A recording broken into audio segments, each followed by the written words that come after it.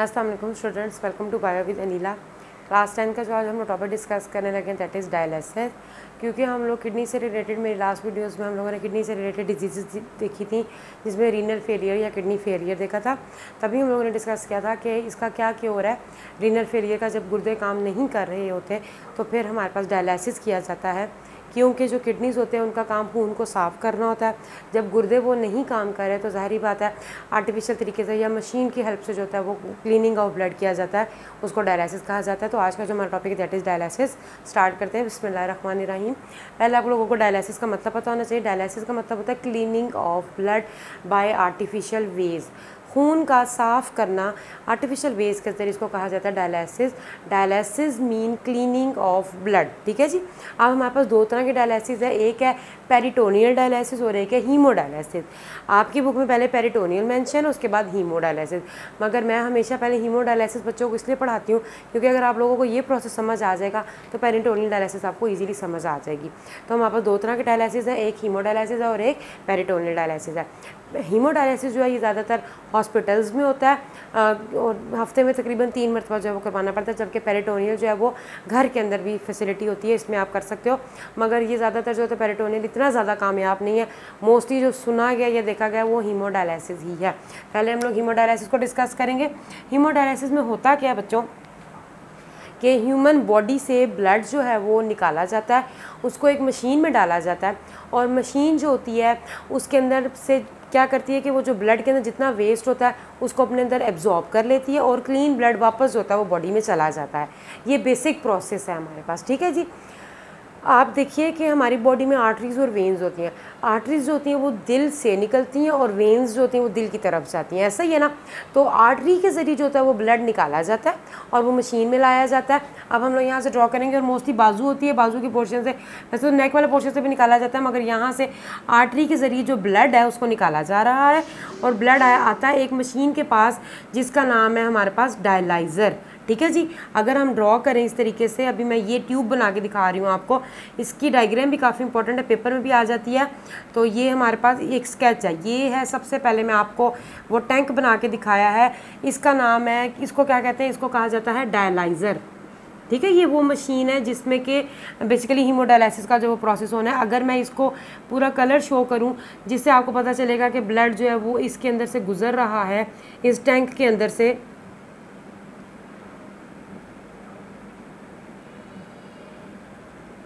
ये हमारे पास डायलाइज़र बन चुका हुआ है, टैंक है। ब्लड जो होता है वो यहाँ से एरो का निशान इस तरफ है, इसके डायलाइज़र के अंदर आता है। डायलाइज़र के अंदर ये मशीन के अंदर यहाँ पर फ्लूइड मौजूद होता है जिसको हम लोग कहते हैं डायलाइजिंग फ्लूइड। डायलाइजिंग फ्लूइड वो फ्लूइड है जिसने कि आपके खून में से वेस्ट को ले लेना है। और ये जो है हमारे पास ये ट्यूब्स हैं, इनको कहा जाता है डायलाइजिंग ट्यूब्स। ये वो ट्यूब्स हैं जिन्होंने के ब्लड को कैरी करना है। और बच्चों यहाँ से ये होता है कि जो आपके ब्लड में जो वेस्ट है वो एक तरफ से निकल रहा होता है और यहाँ से जो होता है वो फ्रेश जो फ्लूइड है वो इसके अंदर दोबारा जा रहा होता है और ब्लड आपका वापस जो होता है वो साफ़ होने के बाद यहाँ से होता हुआ अगेन आपकी वेन के ज़रिए जो होता है वो बॉडी में चला जाता है और आर्टरी से जो होता है वो निकाला जा रहा होता है। ये बेसिकली हीमोडायलिसिस का एक स्केच है, एक ओवरव्यू है, जिसमें कि ब्लड जो आपकी बॉडी से आर्टरी के ज़रिए निकाला जा रहा होता है, इन ट्यूब्स में जाता है जो कि डायलाइजिंग ट्यूब्स कहलाती हैं और प्योर होने के बाद वो वेन के ज़रिए वापस आपकी बॉडी में चला जाता है, क्योंकि वेन्स जो होती हैं साफ़ खून को पहले दिल तक पहुँचाती हैं और दिल जब पंप करते हैं तो पूरी बॉडी को वो ब्लड डिस्ट्रीब्यूट हो जाता है। ओके। यहाँ से जो होता है कि वो जो गंदा ब्लड है या वेस्ट है वो इसमें कलेक्ट हो जाता है और जो फ्रेश जो फ्लूइड है वो इसमें आ रहा है। ओके। अब हमारे पास क्या वजह है कि आपके ब्लड में से वेस्ट निकल के, वेस्ट में क्या क्या है हमारे पास, सबसे पहले वाटर है, यूरिया है, सॉल्ट है, ग्लूकोज है, इसके अलावा और बहुत सारे डिफरेंट आइंस होते हैं, वो सारे के सारे वेस्ट हैं।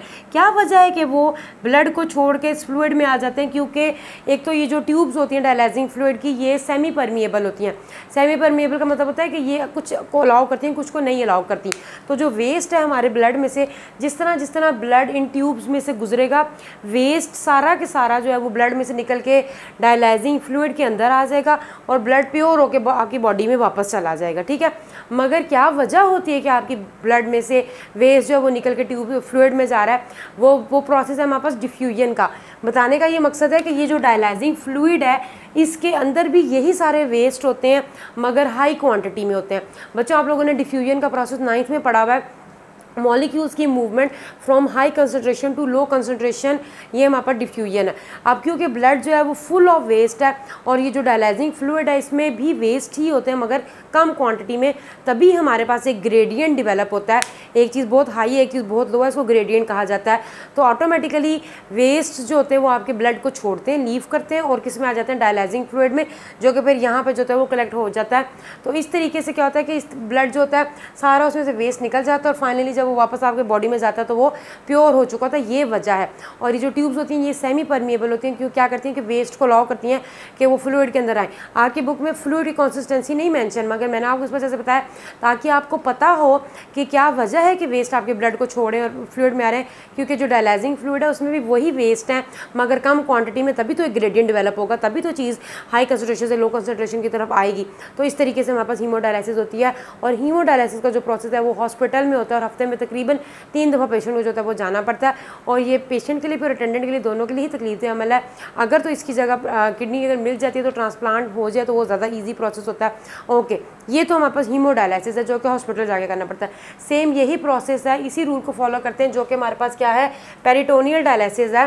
पेरिटोनियल डायलिसिस से पहले आपको पेरिटोनियम के बारे में पता होना चाहिए कि व्हाट इज़ पेरिटोनियम। आपका जो पेट है या जो गट का पोर्शन है उसके बाहर जो आउटर मोस्ट कैविटी है या पूरी जो लाइनिंग है उसको पेरिटोनियम कहा जाता है।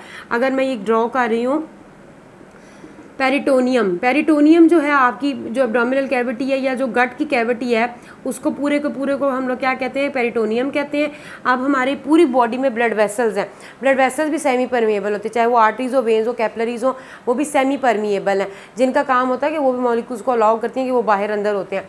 अब हमारे पास ये अगर बेली बटन हम लोगों ने बनाया है, बेली बटन का मतलब होता है नाभ जिसको कहा जाता है, इसके ज़रिए जो होता है पंप के ज़रिए बजाय इसके कि ब्लड को बाहर निकाला जाए डायलाइजिंग फ्लूइड को बॉडी के अंदर डाला जाता है। तो हीमोडायलिसिस में तो ब्लड बाहर आया था, इसमें ये होता है कि इसमें जो डायलाइजिंग फ्लूइड है उसको बॉडी के अंदर डाला जाता है। तो बेली बटन के जरिए डायलाइजिंग फ्लूइड को जो होता है वो इसके अंदर जो होता है बॉडी के अंदर जो होता है वो डाला जाता है।